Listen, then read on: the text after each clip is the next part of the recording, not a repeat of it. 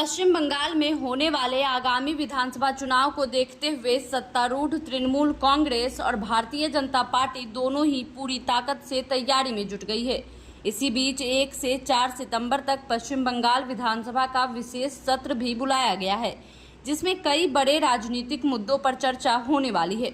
माना जा रहा है कि टीएमसी इस सत्र में बीजेपी शासित राज्यों में रह रहे बंगालियों के साथ होने वाले कथित अत्याचार के खिलाफ सेंसर मोशन ला सकती है।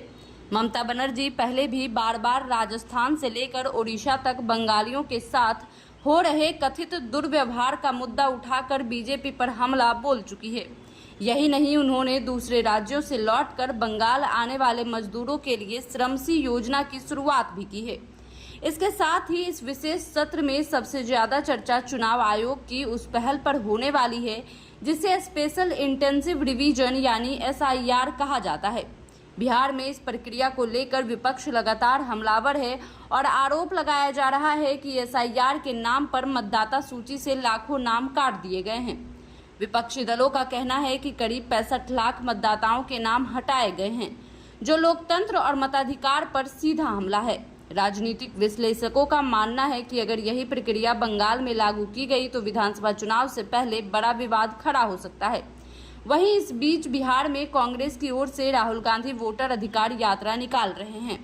यह यात्रा मतदाता सूची से नाम हटाए जाने के मुद्दे को राष्ट्रीय स्तर पर सामने लाने के लिए शुरू की गई है। राहुल गांधी ने सिवान की सभा में दावा किया कि केंद्र सरकार चुनाव आयोग की मदद से वोट चोरी कर रही है और यही वजह है कि बीजेपी घबराई हुई है। इस यात्रा के अंतिम चरण में टीएमसी नेता यूसुफ पठान और ललितेश त्रिपाठी भी हिस्सा लेंगे, जिससे साफ है कि विपक्ष इस मुद्दे पर एकजुट होकर बीजेपी को घेरने की रणनीति बना रहा है।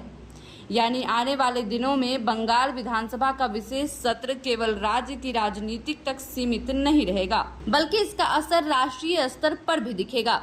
SIR और बंगालियों पर अत्याचार का मुद्दा चुनावी माहौल को और ज्यादा गरमा सकता है।